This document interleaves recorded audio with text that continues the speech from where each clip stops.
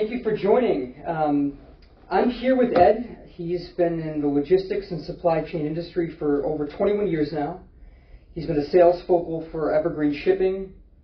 He managed Northeast sales as well for Damco back in the mid-2000s, I believe, which was an interesting time from what I understand. He then transitioned to Hamburg Sud as an account executive for Northeast sales, so he's very familiar with this region of the country. And he eventually was promoted to the head of the Inter-America Southbound Trades, where he got involved with trade management and product procurement.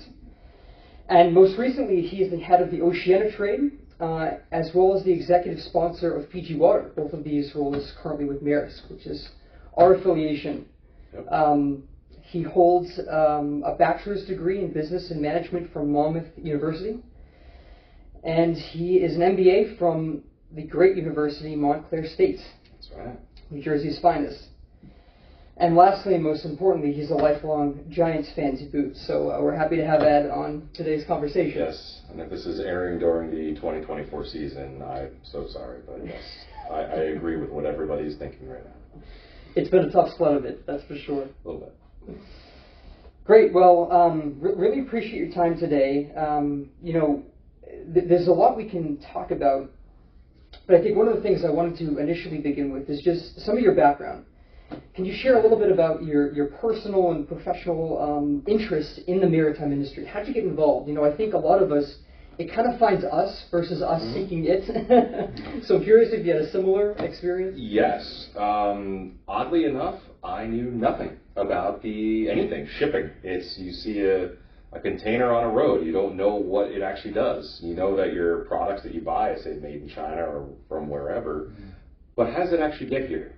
And it's something that, especially like in North America, it's not really brought to career day. And I was looking at surrounding jobs after I finished my undergrad, and there was one about shipping that happened to be with a smaller subsidiary of my first company.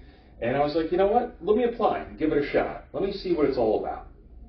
And that's literally how I fell into it. I submitted a resume to a job that is a couple miles from my home, which, eventually grew into much bigger and grand things. But, it's just something that was unheard of. Yeah. It really is kind of an undercurrent business and sector within the U.S. climate. And, when you compare and contrast shipping in the States, compared to globally, let's say a market like Brazil, it's much more apparent what shipping is down there compared to here. I think a lot of young folks attribute business to things like technology and finance, industries that are much more, I think, in your face to a certain extent in today's culture. Correct. So I do think that's very typical of a trajectory from a career standpoint when you're getting involved with logistics and supply chain. Although, I'd like your thoughts on the illumination of this industry since COVID happened. Yes.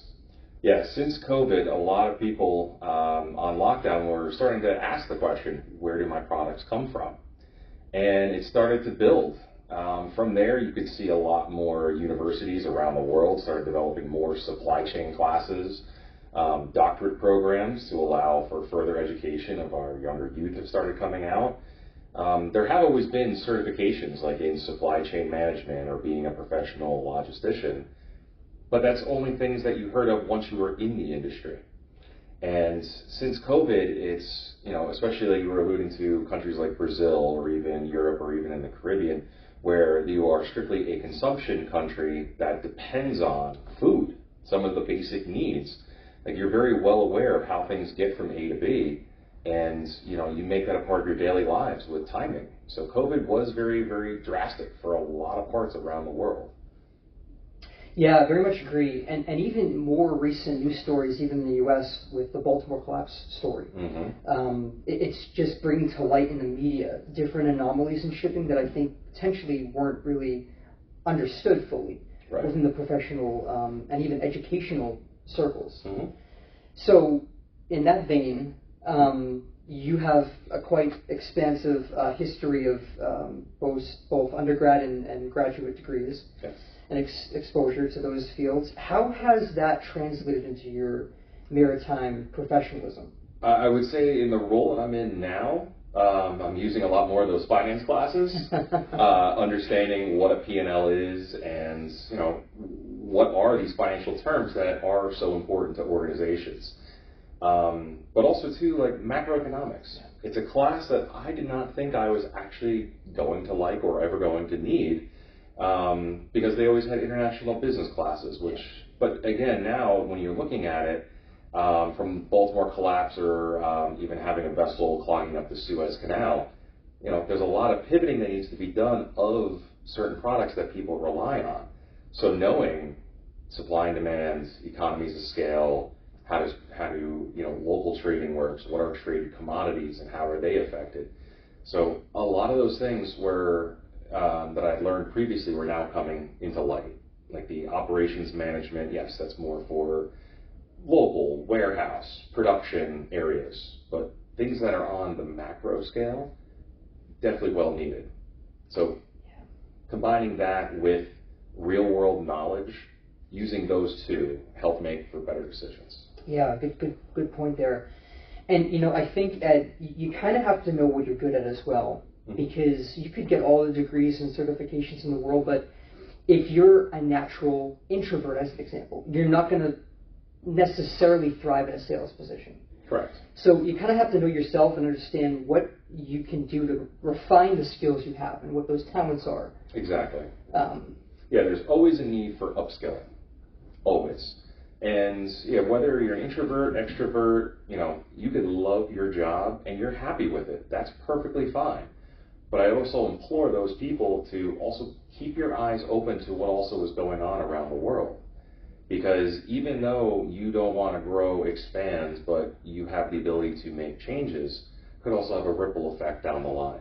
So knowing how your team and your company is structured and what role you play in it is extremely important. So yes, you can do the same job for 40 years, 50 years, perfectly fine, if that's what you love to do. But again, I always implore people, keep your eyes open, think for yourself, learn the facts yourself. Yeah, well said. You have now extensive management experience. You've handled teams and different personalities in the past. When you're assessing candidates for opportunities within your team, within the transportation sector, what is the weight you carry to certificate programs, to traditional degree, educational, background, if you will? Are these things that you assess in the grand scheme of it, or are you more focused on experience? It's a little bit of both. Experience is obviously an extreme help, obviously. Even if it is semi-related, it doesn't have to be exactly what I'm hiring for, but if you know the basics of how the world works or what works for our company or how our industry works, you can still put two and two together, and the rest can be taught. From the educational side, yes, there are some things that, hiring managers do look out for. It's not a huge weight for me because you can have a degree in history, English, art.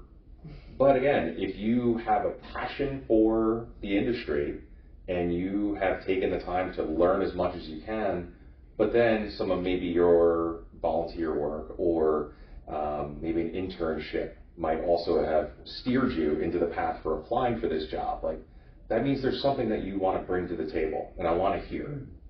So even in personal experience, I speak to every applicant. It's very, very rare that I would say, no, I don't want to speak to this person.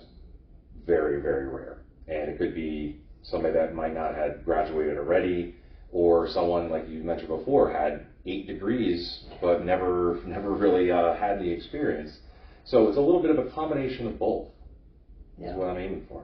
Yeah, well said. I think that's really good advice for aspiring professionals. But I do think, to your point, it's important to parcel through what this candidate could bring to the table in terms of practical experience or application based on their history and educational backgrounds. Right. Which I think is where you try to assess where that line falls, ultimately. Exactly. And whether it be someone that is based in another country, they might also have different experiences. I always implore cross-training in different parts of the world. Because yes, we all might have the same common goal, but how we get there is completely different. And maybe it's a knowledge sharing session that you might actually learn something on how to actually look at the data a different way or use it in a better manner that works for your department, your division. Might not work for your country, but might also become a new standard. Yeah, well said. And I want to come back to that component you mentioned about getting that interpersonal relationship going with every candidate, by and large. I'm sure there's an exception or two, but you like to have that conversation that's very direct.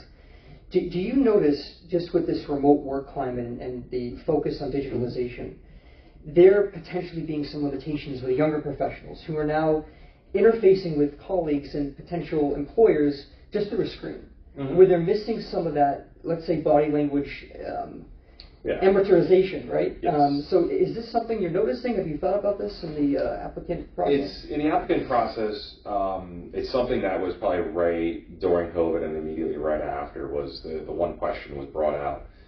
Do we discount somebody because they don't live here and they can't report to this office? And even for the team that I'm a part of, we've grown and the organization has obviously changed quite a bit. But we have colleagues in all 4 quadrants of North America. We have some in Mexico, Miami, LA, Vancouver, but then also in Texas and the Chicago areas. Like it's okay for remote. Now for new hires, it is a little bit more difficult. I will say that. But again, it's also when you have a seasoned hiring professional on the other side, though, those are the ones that can also look past it. Yeah, true. Sometimes it's also that the initial remote screening is just an initial screening. And then if, you have enough to bring to the table, they might say, okay, fly out. Let's meet in person. Let's discuss how you being remote is still going to be effective for this role. So again, that's where a tie of experience, education, because if you have that passion and that drive to bring something to the table, it doesn't really matter if you're remote or not, but do try. Yeah. Don't let that stop you. Yeah, make the effort. It's funny because we're in a time now where new professionals to the maritime industry, let's say they're straight out of college, straight out of university, they don't have the direct advantage that perhaps you or I did, where they're immersed in a team that they're talking with and interacting with on a daily basis. Right. And in some ways, they're losing some of that water cooler engagement, which I can speak personally. I got a lot of my information about my job and my working climate through those channels. So I'm curious, do you see kind of an erosion of some of that training, if you will, on the very upfront for some of these newer professionals in shipping? Short answer is yes. I do think that water cooler talk is highly necessary. It really brings teams closer together. But so does the daily interactions that you have, so that when you do have that time to be in person, you make the most of it. You schedule a full day of meetings, maybe a fun event to go to, because you have someone that is similar to you working very hard for that common goal. It's just the unfortunate that they're not with you all the time. Like I personally have someone on my team who is remote. But I do talk to that person every single day, and we have touch point connects 3-4 times a day. Wow. So even if I'm remote myself, or if I'm traveling and I need to connect with the team, it's still possible, even traveling 2-3 weeks at a time. Yeah, that's true. And I think, in the college environment, especially in undergrad programs, a lot of these kids are used to engaging with others in a different way than perhaps more seasoned veterans are, right? Yes. They live on their phones, they live on their devices, they make time accommodations through these virtual ways. So there is I think, ability to really translate that into a professional climate, although I think there's some substance of the training that you potentially could miss or lag behind, let's say, where it's a little less refined. At least I've noticed in certain circles. Not even just within the maritime sector, but in business in general. But I think to your point, though, if you're leading a group and you're managing a team, it's important that you extend the olive branch to those conversations. Right. Yeah, and everybody learns differently. Like you were mentioning too, being on the phone. Like there are a lot of training classes, even things that they offer here for upskilling myself. and it's all virtual, it's all self-led. Me personally, I prefer to have a live professor in front of me. It's also up to the person. You could be an introvert, but then you can also learn from any avenue that is available to you, and that's excellent. You could also have an extrovert being the complete opposite. So whichever works best for you, I do implore, don't stop. Yeah, well said. What have you found in your own experience on tools and techniques that have helped you retain and refine your abilities, your talents, things that have been very applicable for the job you're in? What are some tips and tricks that you could perhaps pass along? Funny you actually asked that. I dusted off some old textbooks. Oh, jeez. I have so there's a couple of cobwebs on those. Oh, and a lot of questions as to why I haven't gotten rid of them yet. I still have my operations management textbook, financial accounting, and a few globalization textbooks from grad school. And I would say I like to refer back to them actually and look at some of my old notes. Because now that I have more exposure to it, yes, I can get a reference guide and I can Google, DuckDuckGo, whatever, Brave, whatever way you have searching.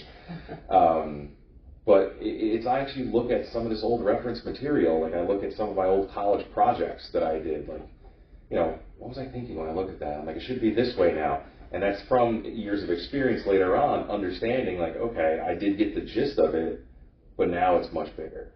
And obviously, yes, textbooks, get revised every year, and they are very expensive year over year. They give you that $1 back at the end of the year.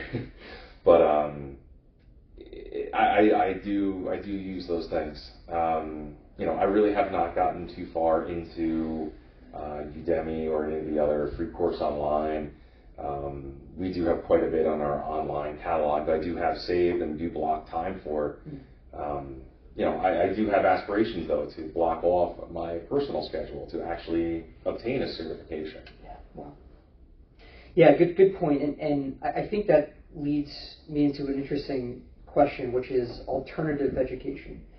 There's a culture debate about the value of a traditional degree right now. Yes. And I'm curious, within the maritime space specifically, do you see alternative degrees or certificate programs potentially having a leg up versus a traditional liberal arts 4-year degree, as an example? In a manner of speaking, in some ways. So if you are interested in becoming a cadet, going through any of the channels via like Mass Maritime, for example. Don't speak too early about that stuff. I would definitely say even things as automotive technology. Things like construction and architecture, because things like this can be then translated into working on a vessel, understanding that this piece of machinery is the size of a football field and how does it float, and having those types of degrees, like that's a motor, how a vessel can actually float. You can look at it from all these different angles. You can look at welders and drillers, but these go into bridges, fixing hulls, repairing containers. Like there are a ton of ways to look at how other learning methods can be utilized. Now, the need and desire for a lot of these sometimes aren't fully publicized, and you just happen to fall into it, similar to me falling into sales. But I see it firsthand when I go and visit ocean terminals. There is like a need for refrigerated equipment mechanics. So somebody that knows coolant, how a genset works, and how it's connected, and how to troubleshoot any of the issues that can happen. Like right there, that's mechanical and electrical. Those are two very major aspects that are highly needed today. So yes, there could be on-the-job training, but if you come with, some degrees and certifications, that's another avenue.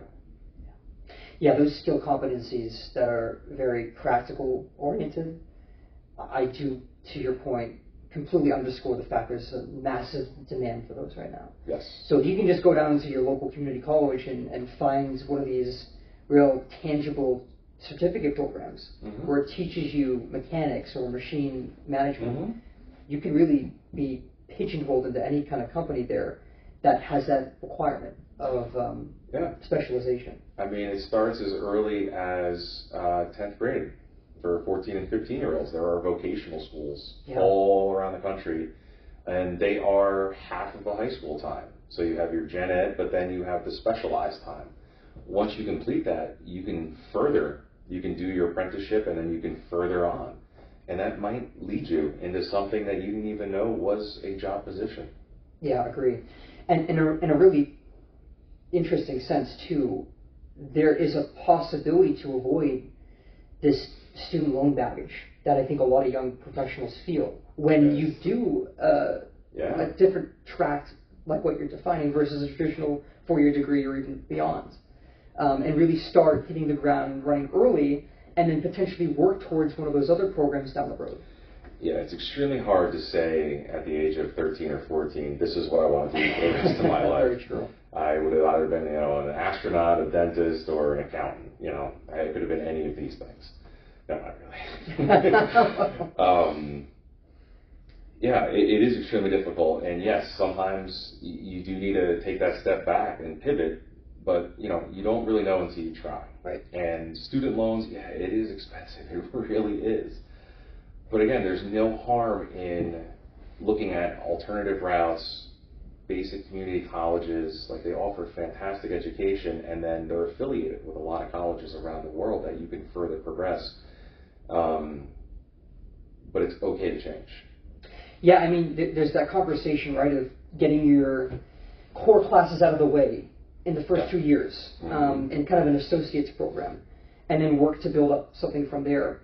And I think that helps you dip your toe into the water of what you want to do long term, with not necessarily having that decision finite today. Because with undergrads who start a 4-year program right out of high school, the graduation rate is only 52%. But all or most people have a student loan associated with them. So the 48% of people that leave that 4-year degree don't have the training, but they have the financial debt. Yeah. So to your point, I think if you layer it properly, you can really put yourself in an advantageous position.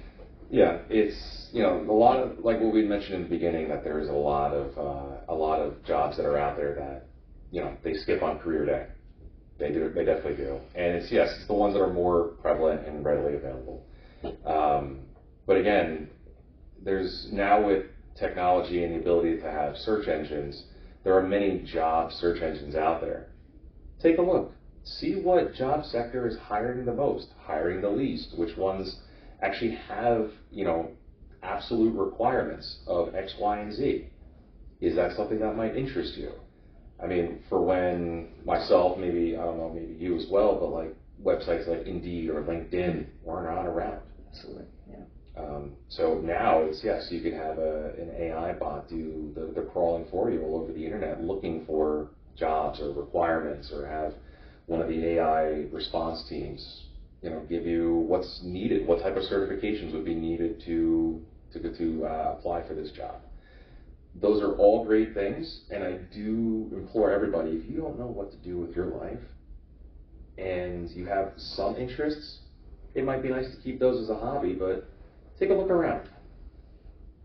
Yeah, I mean, you have to make sure you're marketable at the end of the day with whatever path you're pioneering on. And, I think you just mentioned AI. It's a very opportunistic market right now. And if you can learn that and the sophistication of it and the intricacy and provide value there from a professional perspective, I think the world is yours. I think there's a real opportunity for younger folks to really get their arms around that and to find a really interesting way to make a living, let's say. Yeah, there's many variations of it. There are ones that are dedicated just to building images, 3D models, to helping you learn programming. Some that do the programming for you to build websites.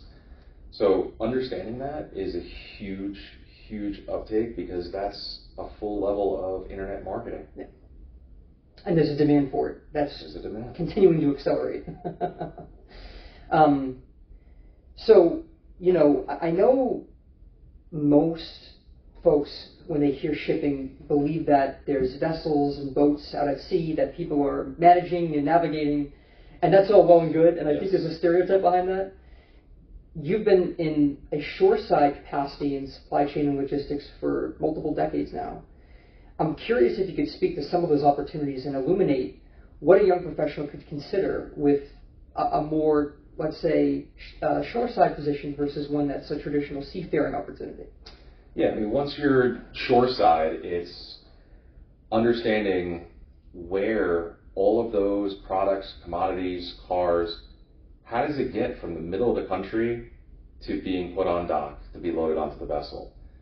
There's about 30 different jobs, 30 different personnel with different jobs that make that happen. Because you go from a warehouse to a buyer, a seller, to someone that is doing the palletizing and loading, someone that is trucking, someone that is moving it at the rail ramp, picking it up and moving it, someone that might have to repair a chassis, to the claims and the parties involved with that. So there's at least 30 different touch points on how to get from A to B, and you are one more that gets added on just to get on board the vessel. So when you come shoreside, think about the bigger picture.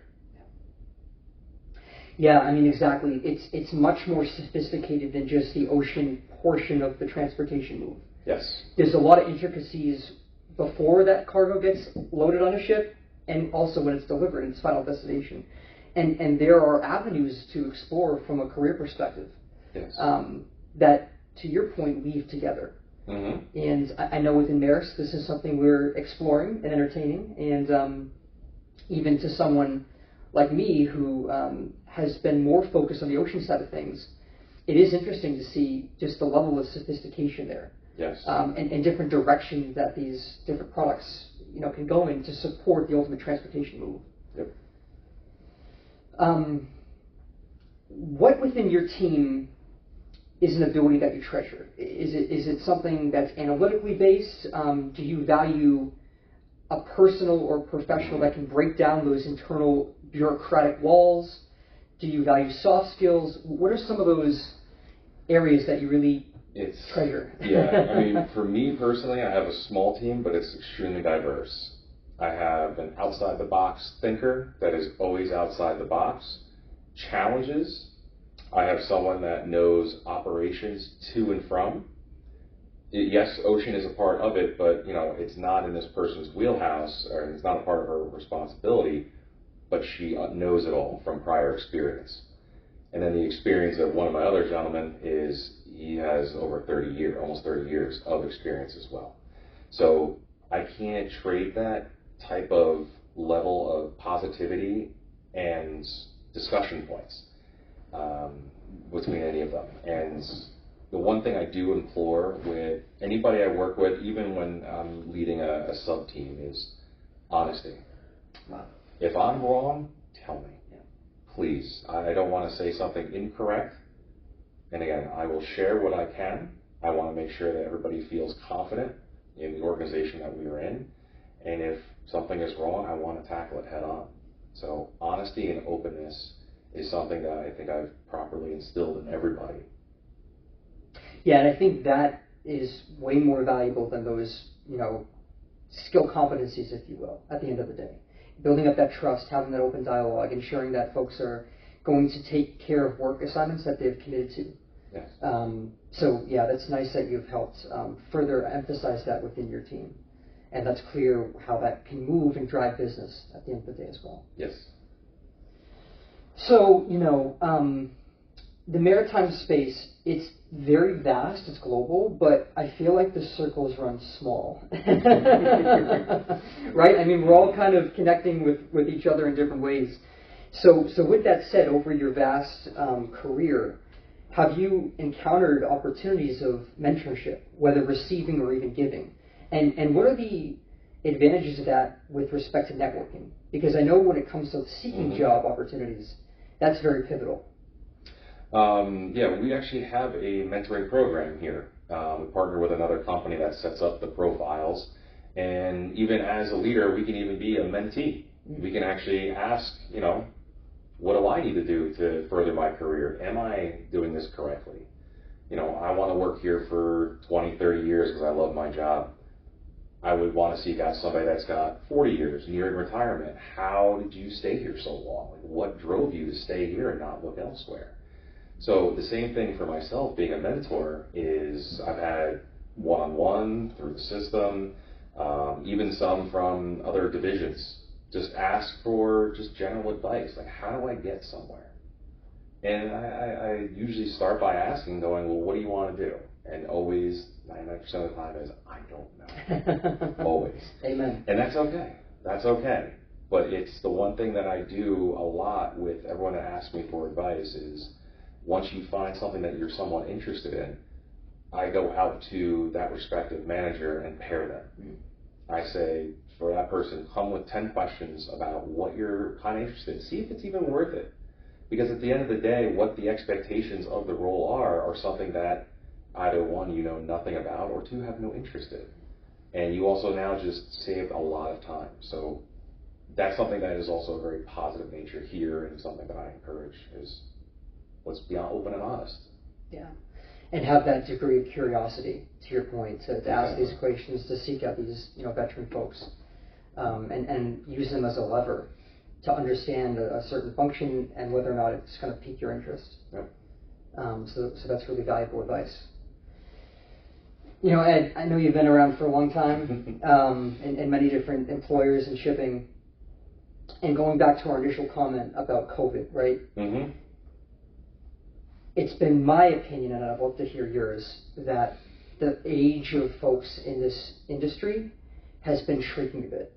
I think before there were much more seasoned vets, let's say, that were running things, and now things are shifting a little bit. And there's, I think, various reasons for that, but could you speak to that, and what are your thoughts if that's a trend? I mean, yes and no. I do see, some of the older generation, rightfully so, retiring at the proper age. I do see a lot of the younger generation moving up, and I'm hoping that, we're at a point now where we can last in those positions for a long period of time. But some of the industry functions that I go to, a lot of those that have, quote unquote, retired or retired early, they actually work in a consulting company, or they have their own consulting company, and they actually help out large organizations to small organizations. How do they come to them and say, how do I grow my business? How do I grow my staff? How do I retain staff? And then they use their years of experience to help shape another company. So even though if you retire early, 60, 59, 58, consultation is something that is very prevalent in this industry. Yeah, you're right about that, and I think because we're in this environment where you can work remotely, and there's such an emphasis on digitalization, you don't have to necessarily be in close proximity to an organization you're helping to counsel. Right. So that does open kind of opportunities. But do you notice a pipeline of younger folks that are pivoting more toward the transportation industry? Starting to, yes. How many are hired and onboarded, I really don't know those facts and figures. But I think, like we had mentioned, since COVID, more people are interested in what we do today. And, I would have loved this type of exposure if I was a recent college grad all those years ago. Amen to that, yes. But I really do feel that it's something that more resumes come across, more LinkedIn questions do get sent out. Our organization that we're a part of, they're brought into the light a lot, into the news, and people just start asking questions. That's what I like. I like people when they ask questions because they genuinely want to know. So that younger generation, keep asking questions, but keep pushing. It's a fun industry. It is. It's certainly not cookie cut, and every day comes with its own challenges and issues. But it is very fascinating, and it's multi-layered, and it's getting more involved in different ways from an intricacy perspective. Because you're right, we're becoming much more connected, I think, between companies with data, and we're also to what we mentioned before, getting more involved with the transport move itself, where we're not just looking at one or two elements of it, but we're trying to become holistic in a sense. I think there's different philosophies on that as well, but yes. by and large, I think there's a wider window of a barrier to entry to the industry than perhaps what it was 20, 30 years ago. Yeah, I mean, similarly too, it's, you know, as we're speaking here today, I'm not saying it's wide open, everybody's hiring left, right, and center. It's just like any other organization with, you know, their supply and demand, with their structure. Have they just recently acquired a company and they don't need to hire that many more people because they have staff that's coming in? Or do they just open a new division and they need to have a whole nother org chart added in and they're looking for 40 new people? So do take a look at the companies themselves. Are they looking to grow? Are they moving? Or is their value going up? Are they trying to grow? You know, that's where you would also find more job openings. Agree. Yeah, that's really sound advice for sure.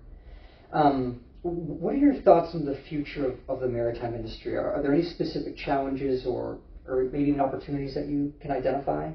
I mean, it's multifaceted. I mean, the opportunities are there, obviously, with technology. Safety has been, I mean, technology has done so many different parameters on ensuring safety of those on and off vessels. You know, there's also disconnects because there are people that are also resistant to change, which is understandable. It's time honored, and people are always resistant to change. It doesn't matter whether it's maritime or not. But I do say, like, we are progressive. It is a fast-moving industry. It may seem slow, but things like 0% carbonation, doing full decarbonization of all of our shipping vessels. Like, it's something that's unheard of, but it's something that's well needed. Yeah. So there are a lot of progressive things. Yeah, that green technology component, that's really a growing part of what we're trying to move as an industry. So yeah, I think if that's something that you find passion with, there are many windows to explore and get involved with that. It's still very new, very fresh, but if you can find a way of becoming an expert in those types of eco-fuels, there's not just one, there's a multitude of kind. Some can be man-made, some are a mixture of natural resources and man-made. But again, if you can understand them, you know, then you become the subject matter expert, and that might be a different avenue to even look at. Agree. Yeah. Well said. So yeah, I mean, as we begin to wrap things up here, what's some just general points of advice you can offer to maybe a 22, 23-year-old just finishing up their 4-year degree, or even someone that's a little older, 25, 26, who's trying to just get their footing secure in the maritime space? What are some, you know, items that you could pass along to those folks? Start with, what is the degree that you finished with? Like, there has to be a reason why you chose to do 4.5, 5 years to finish this undergraduate degree. Like, what interests you the most about it? Like, there had to be some sort of discussion with a counselor as to where you want to apply it. But then take from there and realize that that is the smallest piece of where you can go from there. And like I mentioned before, look at job boards. Who's hiring? What sectors? What type of verticals are hiring? Because, you know, people could be pivoting to an eco-fuel, more technology, more AI. They could be also focusing on, you know, warehouse development and making those a lot more efficient and safe for employees and better pay. So take a look around. Start within your own bubble and then work your way slowly outward. And it's okay to do something completely opposite. Like you said, liberal arts, now I'm going to go work at a terminal and be a checker or any of the other jobs that are there. But again, it's keep your eyes open, start from where you are today, and just keep working your way outward. Well said, and take it kind of in a baby step approach. You know, the way you eat an elephant is one bite at a time, and I think that's really a good, you know, point of advice to share and pass along to someone who's looking at this whole job thing in the maritime industry in such a granular way. Yeah, don't just spray out the resume to everybody you possibly can and have ChatGPT rewrite it for you to match the description. I know that that's very, very common out there, and they can be caught, just so you know, they can be caught very, very quickly. Really do look at the job. Like, really do put in that cover letter as to if you have any experience, or you did an internship, or you volunteered somewhere that would help out in this type of role that you're going for. Those little additional bullet points are like the initial window into who you are. Yeah, well said. Well, Ed, appreciate the time. Thank you for your expertise. Always. Thank you. We'll be staying tuned shortly. Awesome. Thank you, Ed. Thanks, man.